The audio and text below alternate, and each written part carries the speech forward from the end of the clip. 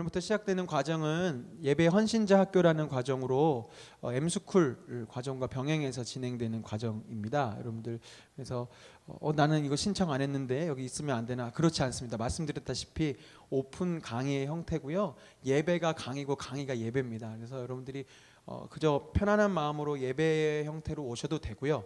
온 김에 내가 M스쿨을 신청해서 이 과정을 8주 동안 밟아 나가겠다 하시는 분들은 이따 예배를 마치시고 명단을 적는 게 있습니다. 그래야 여러분도 교회에 기록이 남고 이 과정을 이수하셨다는 것도 될 수도 있고요. 또 여러 가지 그런 행정적인 절차가 있기 때문에 말씀드립니다. 그래서 8주간 기간 동안 8주를 다 못 오셔도 괜찮습니다. 여러분들이 오고 가시는 시간 속에서 하시면 되고요. 우리 교회에 많은 이제 예배 헌신하는 팀들이 있습니다. 각 콰이어도 있고 뭐 안내, 주차 여러 가지 이제 봉사하시는 분들이 이 시간에 다 참여하시기가 어렵기 때문에 지금 보시는 바와 영상으로 기록을 할 거고요. 영상을 만들어지면 유튜브에 업로드를 하고 저희 나비워십 페이스북에 링크를 걸어 둘 예정입니다. 그래서 혹시라도 그 페이스북이 익숙치 않으시거나 영상을 받아보기 원하시는 분들은 제 이메일과 전화번호가 교회 홈페이지에 있습니다. 그래서 여러분들이 이메일로 문의해 주시면 여러분들의 이메일로 그 링크를 계속 꾸준히 보내드릴 수 있도록 할 테니까 혹시라도 8주간의 기간 동안에 참여가 어렵더라도 교재를 가지시고 또 영상으로 녹화되는 부분들로 계속 복습해 주시면 함께 이 과정을 걸어갈 수 있을 것 같습니다. 네, 1페이지를 교재를 갖고 계신 분들은 펴주셨으면 좋겠고요.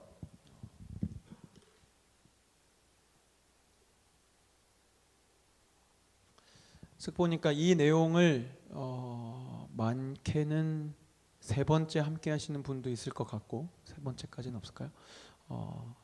두 번째이신 분도 계신 것 같습니다.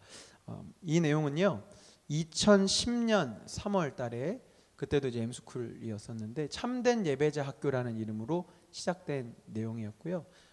자세한 내용들은 이제 강의를 진행하면서 저의 간증을 섞어서 말씀을 드리겠지만 아직 나비워십이라는 것이 형성되지 않았을 때, 네, 아직 계획되지 않았을 때에 그래서 이름조차 정해지지 않고 스텝조차 구성되지 않았을 때 막연하게 몇몇 마음을 품은 청년들과 함께 우리 만나교회 안에서 정말 자유롭게 예배하고 찬양할 수 있는 그런 모임을 한번 시작해 보자. 근데 그 전에 우리가 어떤 예배를 꿈꾸는지 또 하나님 원하시는 예배가 무엇일지 함께 공부했으면 좋겠다 싶어서 제가 고민하고 막 준비하면서 시작했던 것이 2010년 3월에 참된 예배자 학교였어요. 그리고 그 과정을 거치고 나서 그 가운데서 우리 스텝이 되시는 분들이 시작을 해서 나비워십이 만들어지게 된 겁니다. 그 과정 중에 저희 나비워십의 이름이 개구리 워십이 될 수도 있었어요. 무슨 얘기냐면 이름이 아직 없었어요. 뭐 할까 뭐 참된 예배자 모임 할래 뭐 할래 하다가 우리 예배의 모토가 하나님의 임재로 삶이 변화되는 예배, 이게 우리 모토니까 변화되는 걸 생각해보자. 어떤 분이 변화하는 게 뭐가 있냐, 개구리가 변하지 않느냐, 아래에서 올챙이가 되고. 그래서 근데 아무 의미는 너무너무 좋은데 개구리 워십하면 너무 경박스러운 느낌인데 어떤 한 자매님이 나비 어때요? 그래서 나비 좋다. 그래서 나비 워십이 된 거거든요. 그렇게 해서 시작됐어요. 그리고 2년 동안 제가 전도사 사역을 하면서 이제 나비 워십이 만청 사역의 하나로서 이렇게 진행이 되다가 제가 이제 단독 목회로 이제 안수과정으로 나가게 되면서 나비워십이 이제 독립된 하나의 예배사역 공동체가 되어지게 될 때, 그때도 같은 내용을 가지고 이름은 좀 바꾸어서 우리가 새롭게 시작되는 나비를 스탭들끼리 먼저 준비해 보자라고 해서 그때는 스탭들을 중심으로 약간 이제 클로징된 그런 강의의 내용으로 진행을 했었고요. 그리고 다시 세월이 지나서 하나님의 인도하심을 따라 2015년부터 우리 나비워십이 쭉 이 공간에서 예배를 드려왔지만 만나교회의 공식적인 수요 저녁 예배 또 수요 차양 집회로서 또 예배 헌신자들 봉사자들을 함께 예배하고 하는 시간의 자리로서 되어진 지금 이 시점에 다시 예배 헌신자 학교라는 이름은 바뀌었지만 그 내용으로 여러분과 함께 만나게 된 겁니다. 그래서 여러분들이 그런 마음과 기대를 가지고 이 자리를 지켜주셨으면 좋겠고요. 정말 우리가 꿈꾸는 예배는 무엇인지 더 나아가서 하나님이 기대하고 기다리시는 예배자의 모습은 어떤 것인지 8주간에 걸쳐서 나누게 될 것 같습니다. 1페이지를 펴달라고 말씀드렸는데 다시 한 장을 뒤로 아니 거꾸로 가시면 목차가 있습니다. 8주 동안 뭘 할 것인지를 좀 여러분과 오늘은 좀 오리엔테이션을 드려야 될 것 같아서 8주 금방 가지요. 8주가 다 지나가 나면 5월이 됩니다. 그리고 미리 계속 광고 드려요. 우리의 이 예배 헌신자 학교를 졸업을 축하하기 위해서 5월 첫 주에 다니엘 김 선교사님이 나비워십에 오십니다. 누군지 잘 모르시죠? 네. 네. 귀 있으시고 바쁘신 분인데 우리 나비워십에 이렇게 올 수 있는 상황이 되셨어요. 그래서 이 과정이 끝나고 나면 그럼 특별 집회가 또 있으니까 여러분들이 기도해 주셨으면 좋겠고요. 오늘부터 해서 8주를 진행하는데요. 오늘은 예배의 핵심, 우리가 이제 예배에 대해서 계속 나누게 될 텐데 도대체 예배란 무엇이냐? 그것에 대한 본질적인 정의를 내리는 시간이 될 것이고요. 다음 주에는 그렇다면 어떻게 예배자가 될 수 있는 것인가? 그냥 예배 자리에 참석만 하면 예배자가 되는 건가? 뭐 그런 부분들을 나눌 것이고요. 세 번째, 회중 예배의 목적에 대해서 배울 것입니다. 회중 예배란 무엇이냐면 이렇게 함께 모여 있는 예배. 예배 이제 강의가 계속 진행되면서 설명드리겠지만 예배를 혼자 드려도 되는 건 아닌가라는 본질적인 질문에서부터 출발해서 왜 우리는 굳이 함께 이렇게 모여서 시간을 들여서 예배해야 되는지에 대해서 나누게 될 거고요. 4강에서는 모세의 성막에 나타난 예배의 의미를 살펴볼 겁니다. 이제 하나님이 직접 디자인하신 예배가 성막이거든요. 근데 그 성막 안에는 지금 우리가 드리고 있는 예배의 요소들이 다 담겨져 있어요. 그래서 그것을 살펴볼 것이고요. 이제 1, 2, 3, 4주는 예배에 대해서 나누면 5주부터 이제 7주까지는 특별히 그 안에 있는 찬양에 대해서 예배 안에는 여러 요소들이 있습니다. 강의를 진행하면서 설명드리겠지만 하지만 그 중에서도 찬양하는 것, 하나님을 노래하는 것에 대해서 좀 집중해서 3주 동안 배우게 될 것 같아요. 그래서 찬양의 핵심, 시편을 통해서 본 찬양의 방법들, 그리고 찬양이 우리 삶에 있어서 어떻게 영적인 무기가 될 수 있는지에 대해서 나누게 되고요. 마지막 8주 때 마무리하는 시간으로 예배자에게 필요한 3가지 영적 기초를 나누게 될 것입니다. 여러분들이 기억해 주셨으면 좋겠고요. 오늘은 그 첫 시간입니다. 예배의 핵심. 교재가 없으신 분들도 그냥 제 얘기를 잘 들으시면 되고요. 여러분이 정의하는 예배란 무엇입니까? 첫 줄에 질문을 적어놨어요. 이렇게 소그룹 강의라면 한 분 한 분 이제 물어보겠지만 지금 우리가 오픈 강의로서 여러 분들과 함께하고 있기 때문에 직접 묻지는 않겠습니다만 여러분 스스로 한번 잠깐 정의를 내려보세요. 내가 정의하는 예배란 무엇일까? 아무것도 없을 수 있지만 나름대로의 예배에 대한 정의가 있을 거예요. 그리고 예배 하면 딱 여러분들이 그리시는 그림들이 있을 거예요. 그렇죠? 아까 제가 예배를 시작할 때 김치를 얘기했는데 여러분 김치 딱 하면 딱 떠오르는 이미지가 있잖아요. 네. 있으시죠? 네. 외국 음식입니까? 김치? 네. 예배하면 딱 떠오르는 게 있어요. 대개의 경우 저희가 소그룹으로 이렇게 강의를 진행해서 이렇게 물어보면 예배랑 뭐가 떠오릅니까 하면 예배당을 생각하고 긴 장의자를 생각한다든지 아니면 어떤 사람들은 찬양대를 생각한다든지 아니면 설교하시는 목사님을 떠올린다든지 여러 형태의 그런 것들을 이제 예배로 생각을 하는데 오늘은 그 예배 여러분들이 생각하는 그 예배의 핵심 본질이 무엇인지에 대해서 나누고자 합니다. 예배의 핵심 4가지를 나누고자 하는데요. 첫 번째는요. 예배란 삶의 중심을 어디에 두고 있는가가 예배입니다. 제가 좀 읽어드리겠습니다. 요한복음 4장의 첫 부분에는 수가의 여인과 예수님의 대화가 나오는데 이 대화에는 5번이나 결혼에 실패한 여인의 삶과 영원히 목마르게 하지 않을 물과 예배가 연결되어 있습니다. 그리고 이 연결에서 우리는 예배가 종교적 의식이나 행사의 문제가 아니라 우리의 삶의 중심을 어디에 두는가 하는 문제임을 깨닫게 된다. 이 내용은 다음 주에 더 깊이 살펴보게 될 텐데 그때 예수님이 사마리아 그 수가성에서 한 여인을 만나시죠. 그리고 대화 속에서 이제 이 여인이 예수님이 보통 사람이 아닌 것을 느껴지게 되니까 대뜸 물어봅니다. 예배에 대해서. 우리 조상들은 이 산에서 예배해야 되는데 내가 볼 때 당신은 선지자인 것 같고 하나님의 사람인 것 같습니다. 그래서 물어보겠습니다. 어디서 예배해야 됩니까? 지금 이 여인은 예배의 형식에 대해서 방법에 대해서 묻고 있는데 그때 예수님이 엉뚱한 대답을 하시죠. 이런 대답을 하십니다. 하나님은 영이시니 예배하는 자가 영과 진리로 예배할지니라. 다음 주에 더 깊이 살펴보겠지만 영과 진리라는 것이 무엇일까요? 뭐 여러 가지 해석이 있을 수 있지만 영은요 제가 해석할 땐 그렇습니다. 영은 마음이고요. 진리는 생각입니다.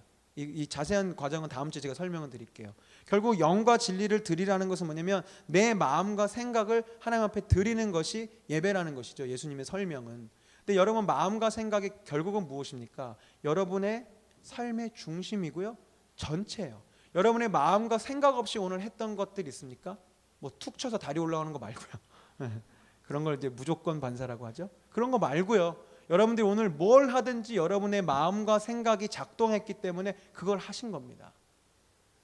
지금 이 시간 영과 진리로 이것을 또 다양한 신학적인 해석으로 뭐 성령으로 뭐 이렇게 거짓 없이 이렇게 해석할 수도 있지만 이 의미 안에는 마음과 생각과 전심을 다해서 이런 표현들이 다 들어갈 때 결국은 삶의 중심이 어디 있느냐가 결국 예배와 연결된다는 거예요.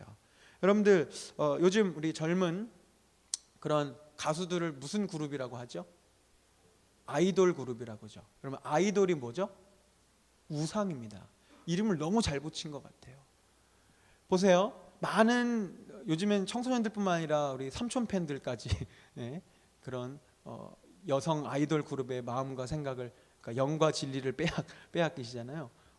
그럼 뭐가 된 거예요? 그 그룹이 그 소녀 걸 그룹이 이 삼촌의 아니면 이 10대 청소년들의 우상이 된 거예요. 예배의 대상이 된 거예요.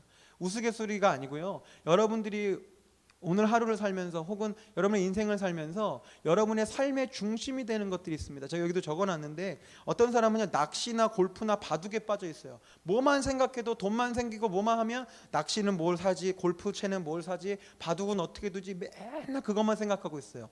그 사람 무엇을 예배하고 있는 것입니까? 그 바둑을, 골프를, 낚시를 예배하고 있는 거예요.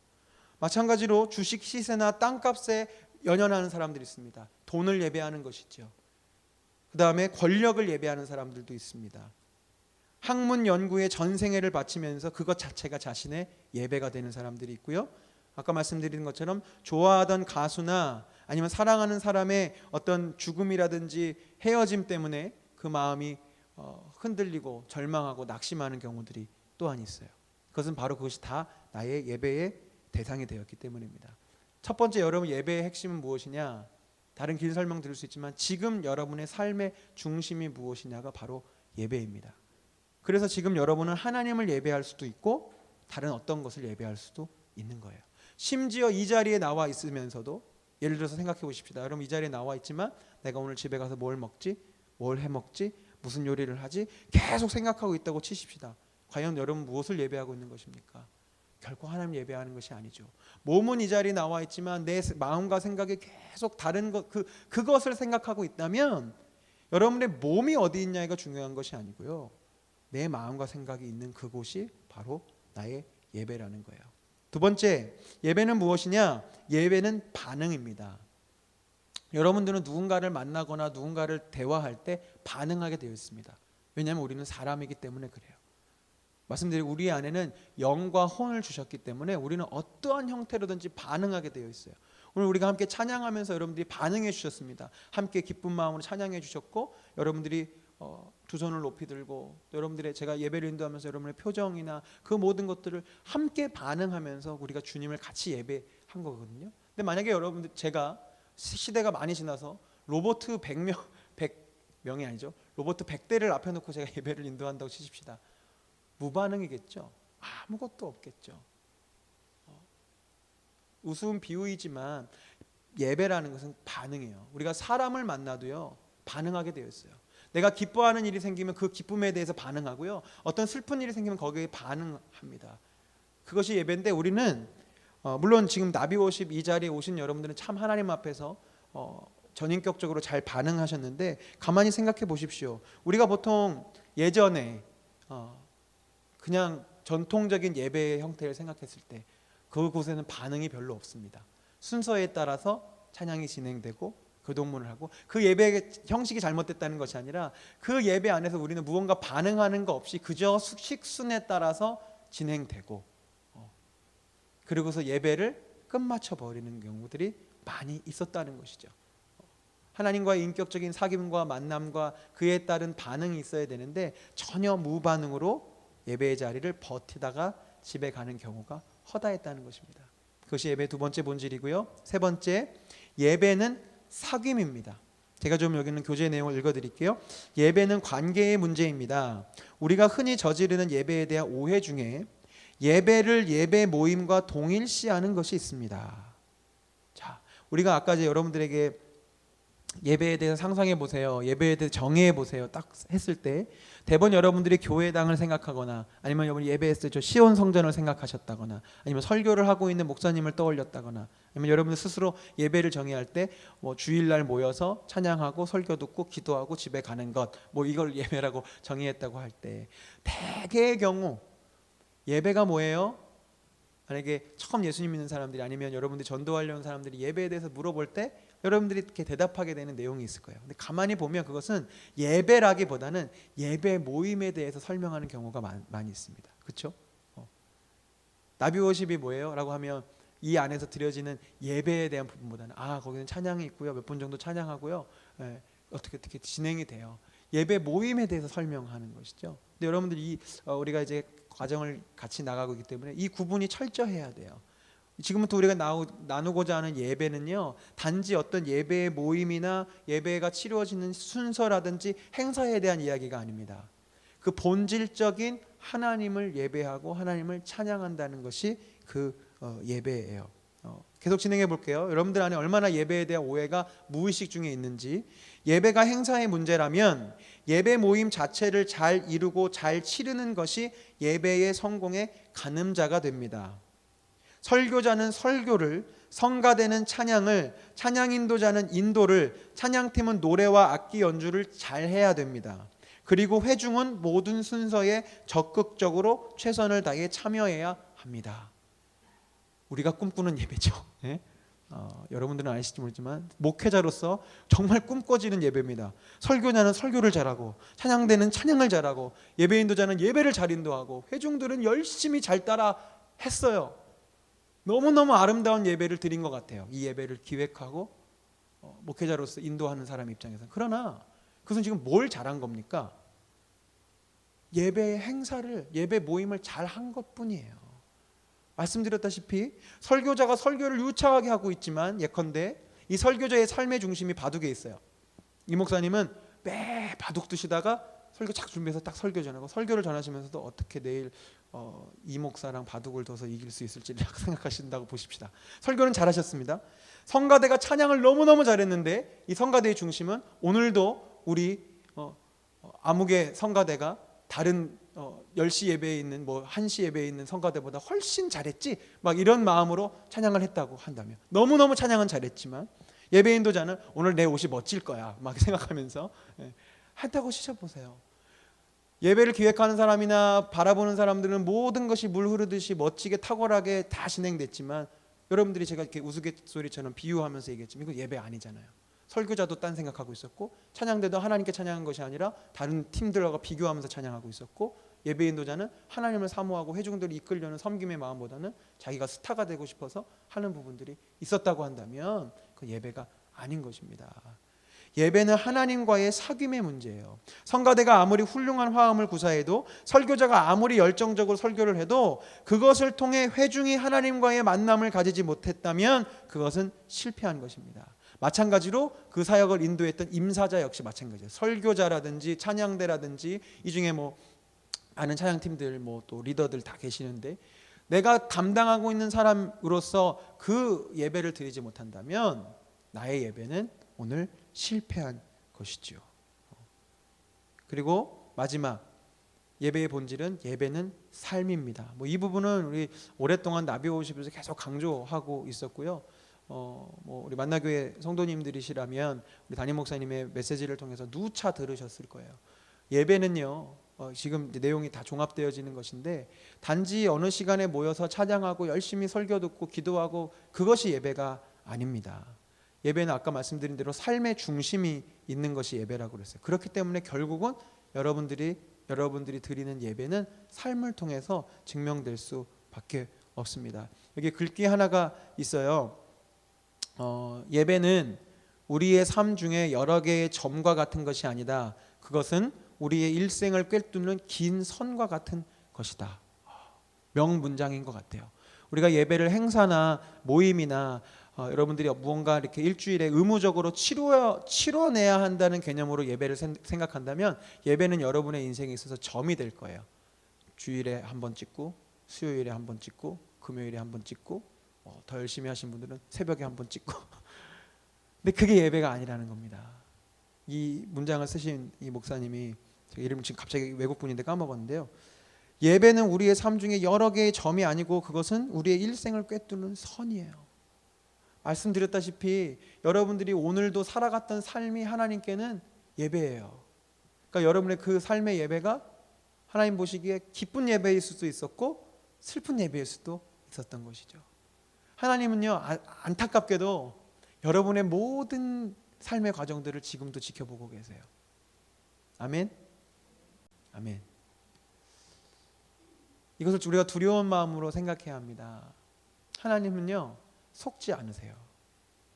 사람은 속일 수 있습니다. 지금 여러분 제가 속으로 무슨 생각하는지 잘 모르시죠? 여러분들은 몰라요. 제가 이거 뭐 3번째, 4번째 강의하니까 딱 제목만 봐도 뭐 얘기할지 알 수 있겠죠. 물론 그런 마음으로 서진 않았지만 사람들은 예배팀이 뭘 하고 있는지 그냥 겉으로만 봅니다. 그런데 중요한 것은요, 하나님은 중심을 보세요. 우리 아까도 찬양했지만 화려한 음악보다 뜻없는 열정보다 사람은 거기에 환호해요. 이 매트 레드맨이라는 분이 얼마나 멋진 콘서트홀에서 제가 그 당시에 그분이 20대 때니까 저는 뭐 그때 막 10대 때 열심히 막 그런 모임들 쫓아다니고 할 때였을 테니까 막 매트 레드맨이 메고 나온 기타 내가 언제 저거 쳐보지 막 이런 거 생각해보고 막 검색해보고 막 그 모델명 쳐보고 너무 비싸서 감히 생각도 못해보고 막 그랬던 시절이 있었는데 그렇게 화려한 자리에 사람은 그 사람을 그렇게 보지만 하나님은 그 당시에 그 매트 레드맨의 중심을 보셨다는 거죠. 마찬가지입니다. 여러분들이 앞으로도 이 강의가 끝난 이후에도 매주 또 여러분의 삶의 자리에서 예배를 드리실 텐데 중요한 걸 잊으시면 안 돼요. 하나님은 여러분의 중심을 보고 계십니다. 아멘. 그래서 우리 나비워십에 모토가 있습니다. 아까도 말씀드렸지만 하나님의 임재로 우리의 삶이 변화되는 예배를 꿈꿔요. 그것을 꿈꾸며 5년째 이 자리에서 소리 없이 아무것도 없이 그냥 계속 예배 드리고 있습니다. 왜요? 하나님의 임재를 경험했을 때, 하나님의 말씀을 경험했을 때 내 삶이 조금씩 변화되어질 것이고 그 삶의 변화를 통해서 하나님은 이 시간이 아니라 저 문 밖에서의 나의 삶을 통해 영광을 받아 주실 것이기 때문에 그 일들을 계속해서 해나가는 것이고요. 물론 나비워십은 그렇게 모토를 잡고 사역을 하고 있지만 사실 여러분들이 드리는 그 모든 예배와 또 삶에서 드려지는 그 모든 하나님을 만나는 시간들이 사실 이 목적이 있어야 하는 것입니다. 그래서 그 마지막 좀 다른 글씨체로 된 부분을 같이 좀 읽었으면 좋겠는데 교재가 있으신 분들은 참된 예배자는 제가 이렇게 운을 띄우면 그 뒤를 여러분 읽어주셨으면 좋겠어요. 참된 예배자는 아멘, 아멘. 이것이 여러분들의 적어도 8주간 동안에 계속 암기되어져야 될 모토가 되었으면 좋겠습니다. 내가 참된 예배자가 되기 원하는데 참된 예배자는 예배가 삶이 되고 삶이 예배가 되는 사람입니다. 요 4가지 예배의 본질, 예배의 핵심, 나의 삶의 중심이 무엇인지. 그 다음 이 넘버 2로 넘어가기 전에 잠깐 정리하는 거예요. 나의 삶의 중심이 무엇인지 한번 여러분 생각해 보세요. 제가 물을 마실 동안 한번 생각해 보십시오. 낚시, 골프, 바둑, 주식, 뭐 여러 가지겠죠. 아이돌 그룹.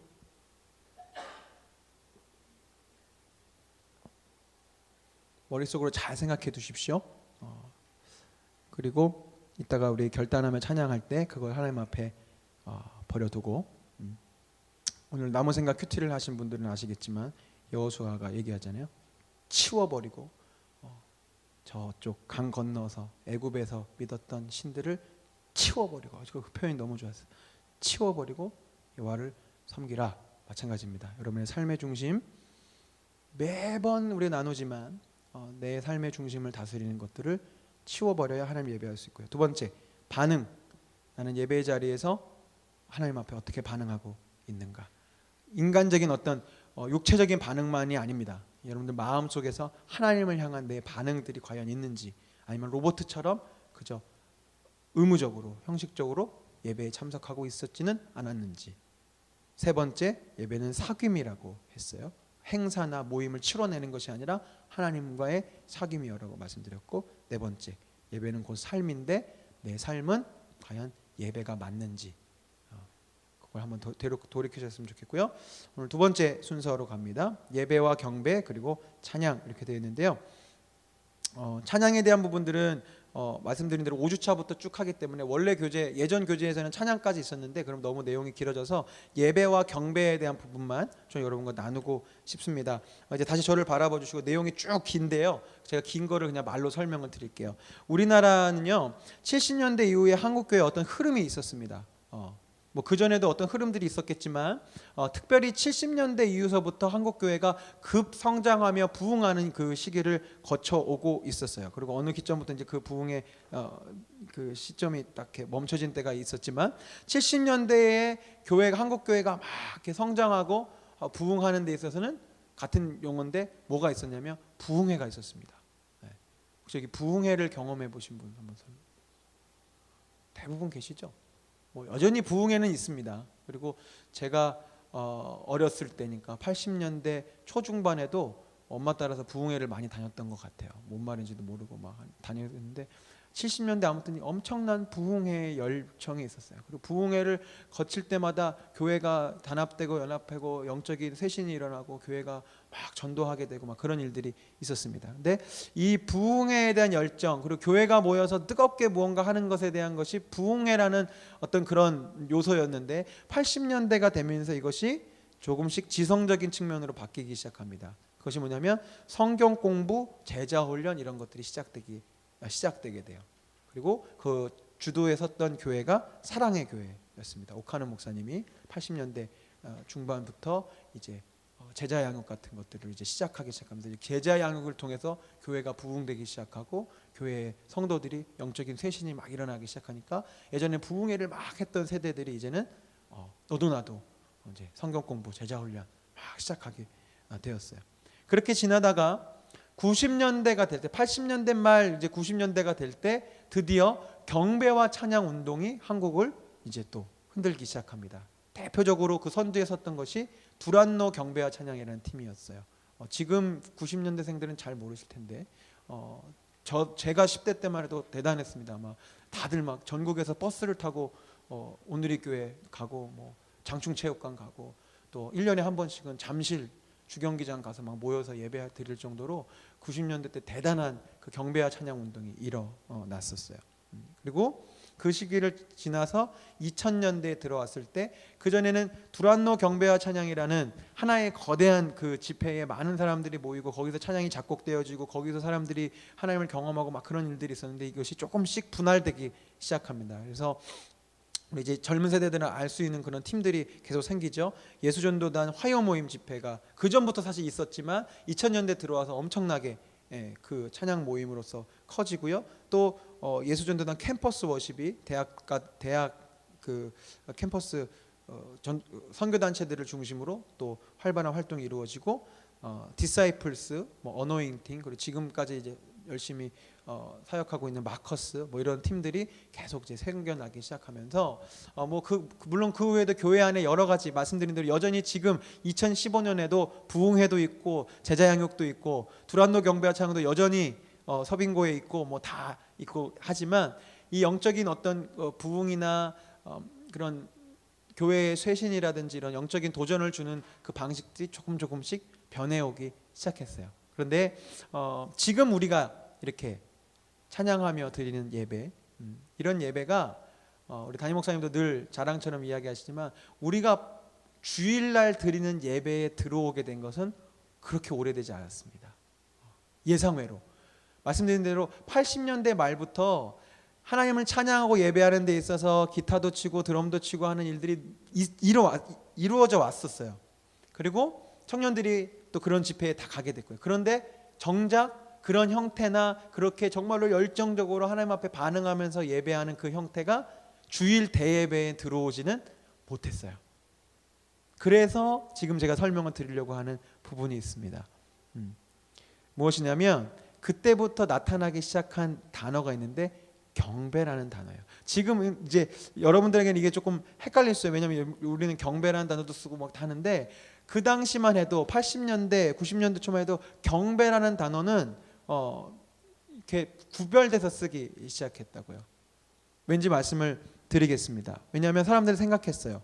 예배는 무엇이냐? 예배는 공적인 예배, 예전적인 예배. 아까 말씀드린 대로 종이 땡 울리면 다 같이 일어나서 찬송가 몇 장 부르시고 앉아서 교동문하고 뭐 이렇게 하는 것이 예배고, 경배는 그 경배와 찬양에서 하는 게 그게 경배야. 막 열심히 찬양하고 기타 치고 자유롭게 손 들고 하는 것들은 경배와 찬양이에요. 그래서 지금 그런 교회는 많이 없었지만 예전에는요 준비 찬양이라는 게 있었어요.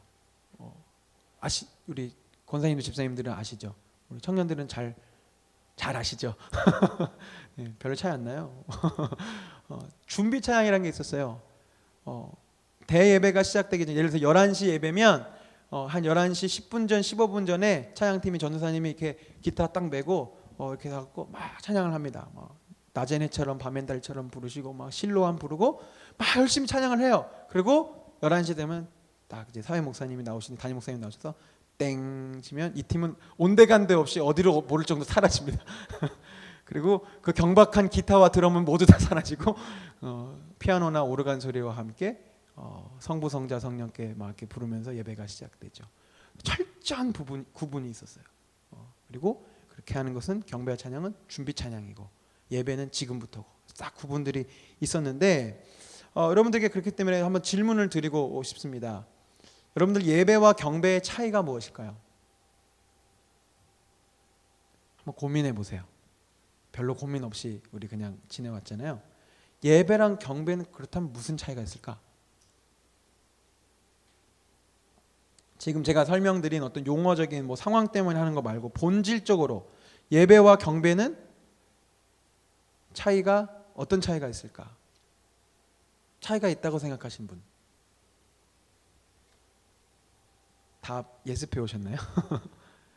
결론부터 말씀드리면 차이가 없습니다. 긴 내용은 여러분들 이제 글을 읽어보시면 되는데 사실은요 성경에서요 경배라는 단어를 훨씬 많이 쓰고 있어요. 그리고 보통 여러분들은 예배라는 것을 우리나라에서는 공적으로는 많이 쓰죠. 우리 예배가 몇 시예요? 뭐 예배 드리러 가자, 예배 보러 가자, 뭐 장례 예배 있어, 장례 경배 있어 이렇게 안 하시잖아요. 장례 예배 있어, 뭐 주일 3부 예배, 우리 3부 경배 가자 막 이렇게 안 하잖아요. 우리는 일상적으로 예배라는 단어를 한국 문화에서는 참 많이 써 왔어요. 아까 말씀드린 대로. 그래서 경배와 찬양은 좀 뭔가 스페셜하게 목요일 날 거기 서빙고 가서 하는 게 경배와 찬양이고 우리 교회에 있는 건 예배고 뭐 이렇게 해서 구분되어져 왔는데 사실 우리 성경에는 경배라는 단어가 훨씬 많다고 합니다. 저는 직접 찾아보지는 않았어요. 그런 열정은 아직까지 없어서. 근데 성경학자에 찾아보니까 현재 우리가 사용하고 있는 개역개정판 성경에서 예배라는 단어는 구약에 26구절, 신약에는 10구절이 쓰였대요. 이에 비해 경배라는 단어는 구약에 79절, 신약에 35구절로서 예배라는 단어보다 훨씬 더 많이 쓰였습니다. 자, 그래서 그러면 경배라는 단어가 예배보다 훨씬 더 성경에 많이 나왔으니까 더 존귀하고 귀한 단어구나. 그럼 이제부터 우리 만나교회는 우리 나비오십은 경배라는 단어를 쓰도록 해요. 그래서 나비오십 경배 가자 막 이렇게 하자고 하는 게 아니라는 겁니다. 왜냐하면 헬라어로 이 구절들을 분석해 보니까 다 하나같이 한 단어예요. 뭐냐면 헬라어 프로스퀴네어라는 단어입니다. 그래서 이 단어를 어디에서는 예배라고 번역하기도 하고 한글 성경을 번역하실 때 그 성경학자 어른들이, 그리고 어디 구절에서는 경배라고 하셨던 거예요. 그 성경학자들에 있어서는 예배와 경배가 별로 다르지 않았던 것이죠. 또 이 한자 문화권에서 볼 때 중국 성경이나 중국 성도님들은 예배라는 단어보다는 경배라는 그 한자 단어를 훨씬 더 많이 쓰신다고 합니다. 그러니까 제가 뭐 중국 선교사는 아니라서 잘 모르지만 거기서는 말 그대로 이렇게 얘기하는 거죠. 우리 주일날 몇 시에 있는 경배 갑시다. 이렇게 그냥 이 중국어로 할 때 경배 그 시간을 갑시다라고 한다는 거예요. 그리고 반면에 같은 한자 문화권이지만 일본에 계신 일본 성도님들이나 일본 기독교 문화에서는 예배에 해당되는 일본어 레하이라는 단어를 게하이, 경배라는 단어보다 훨씬 더 많이 쓰고 있고요. 또 결정적으로 영어에서는 예배가 영어로 뭐죠? worship. 경배가 영어로 뭐죠? 네? praise? 아니죠? 경배가 영어로 월십이에요. 똑같아요. 미국 영어 성경이나 영어 문화권에서 예배와 경배를 따로 구분하지 않아요. 다 월십입니다. 그리고 뭐 월십 앤 프레이즈에서 이제 경배와 찬양 뭐 이렇게 했지만 찬양하면서 이제 예배하기 다 월십 앤 프레이즈 뭐 이렇게 하죠. 근데 미국 문화권에서 또 영어 이런 문화 안에서는 예배, 경배 다 동일하게 월십입니다. 제가 무슨 설명을 드리고자 하냐면 예배와 경배는 사실 다를 게 아니었어요. 성경 안에서 봤을 때도 그렇고 뭐 여러 가지 뭐 한자 문화권이나 영어나 뭐 심지어 헬라어 원어를 보았을 때에도 예배와 경배는 그렇게 구분해서 쓸 단어가 아니었습니다. 그럼에도 불구하고 80년대 때 경배와 찬양 운동이 일어나기 시작하면서 굳이 그 모임을 시작한 그 팀에서 예배와 찬양이라고 할 수도 있잖아요. 워십 앤 프레이즈니까. 근데 그럼에도 불구하고 왜 굳이 경배와 찬양이라는 단어를 쓰였을까? 제가 참조한 자료에서는 그렇다는 겁니다. 지금 우리는 사실은 그 세대를 지나고 우리 만나교회에서는 막 이렇게 찬양하면서 하는 예배가 공적인 예배 요소에 이제 아무 문제 없이 들어와 있기 때문에 우리는 이 모든 것이 익숙하지만 여러분들이 시계를 좀 돌려서 한 80년대 때로 돌아가셨다고 보세요. 아직 예배 가운데에 이렇게 찬양을 하고 기타를 연주하고 드럼을 치고 일어서서 하나님을 찬양하고 눈물 흘리면서 고백하고 하는 것들이 공적인 예배에서는 너무너무나 이단적인, 뭐 이단이라고 시비하진 않지만 있을 수가 없는 일처럼 그렇게 여겨졌고, 아까도 설명드렸지만 종 땡치기 전에까지만 가능한 것이었고, 뭐 심지어 좀 보수적인 교회에서는 드럼은 절대로 강단 위에 올릴 수가 없고 뭐 그랬던 시절들을 보내게 될 때, 아까 말씀드린 대로 삶의 중심을 드리고 하나님 앞에 반응하고 하나님과 사귐이 있으면서 정말로 액티브하게 주님을 찬양하고 예배하고 주님을 사모한다는 고백이 있게 하는 그 일들을 우리가 주일날 공적으로 드리는 예배에 이루어지게 하기 위해서 굳이 그 찬양세대, 이 경배와 찬양 운동의 1세대는 경배라는 단어를 써왔던 것 같아요. 그러니까 이 예배 안에, 같은 말이지만 이 예배 안에 이 경배와 찬양의 이 경배가 적용될 수 있도록, 그리고 오랜 시간 많은 사람들이 노력하고 애쓰고 수고한 결과 참 감사하게도 우리는 지금 그렇게 예배와 경배를 특별히 구분짓지 않고 예배할 수 있게 되었습니다. 그래서 모든 것이 그렇지만 누군가가 피땀 흘려 복음을 이 땅 가운데 전하고 또 피땀을 흘려 성경을 여러분에게 전해주시고 또 그렇게 믿음의 세대가 거치고 아까 말씀드린 부흥회와 제자 양육과 경배와 찬양과 여러 가지 부흥의 운동들을 거쳐서 지금 우리가 이 자리에 있는 거예요. 근데 오늘 제가 마무리하면서 여러분에게 당부드리고 싶은 것은 지금 여러분이 그렇기 때문에 드리고 있는 이 예배 안에 이 경배와 찬양 운동을 일으켰던 그분들의 그 진심이 서려 있기를 바랍니다. 그저 이제 또 어느 순간부턴가 이렇게 찬양하는 게 또 형식이 되기 시작한 것 같아요. 저는 예배 기획팀에 있기 때문에 매주 한 번씩 담임 목사님과 함께 이제 예배에 대해서 논의하고 이렇게 하는데, 목사님 그런 얘기 하시더라고요. 어느 순간부턴가 예배가 시작할 때 찬양하는 것이 너무 습관처럼 되어 버린 것 같다고.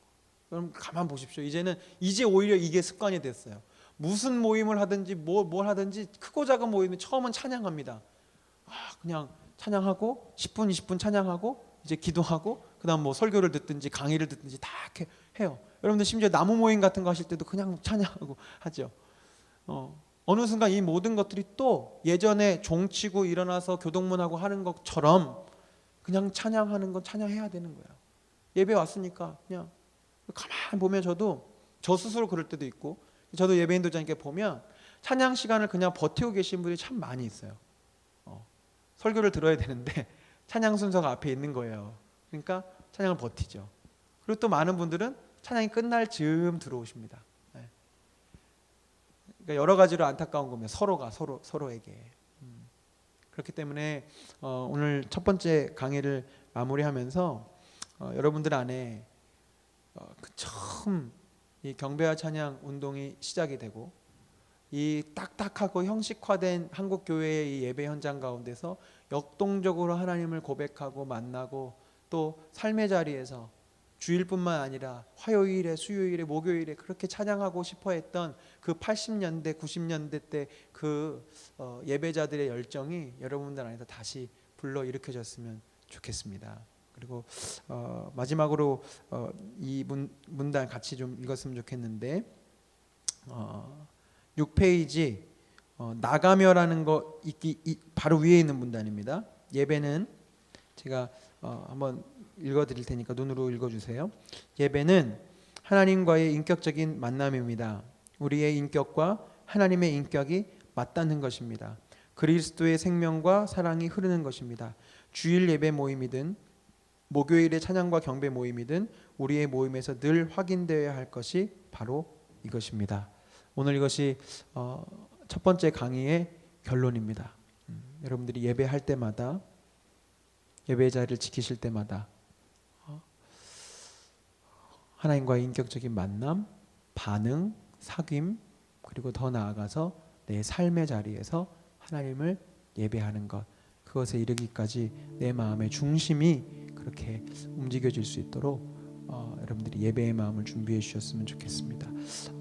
아까 고백했던 찬양, 마음의 예배, 이 찬양을 좀 다시 한번 고백하시면서 다시 좀 불을 좀 꺼주시고요.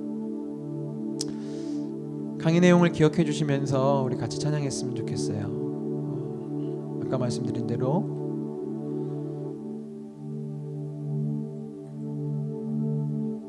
화려한 음악보다, 뜻없는 열정보다 중심을 원하시는 하나님께 과연 내 중심은 드릴 만한 것인지,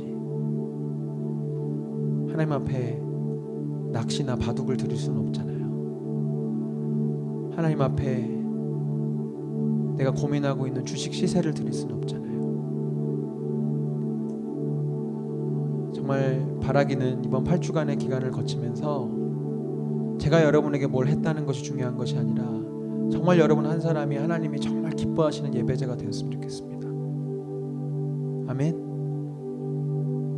이제는 아무 거리낌 없이 여러분의 삶의 중심을 하나님 앞에 드러냈을 때 하나님이 기뻐하실 수 있는 그런 예배자들이 되셨으면 좋겠어요. 그런 결단을 가지고 이 찬양 다시 한번 고백하시면서 우리의 마음을 결단하겠습니다.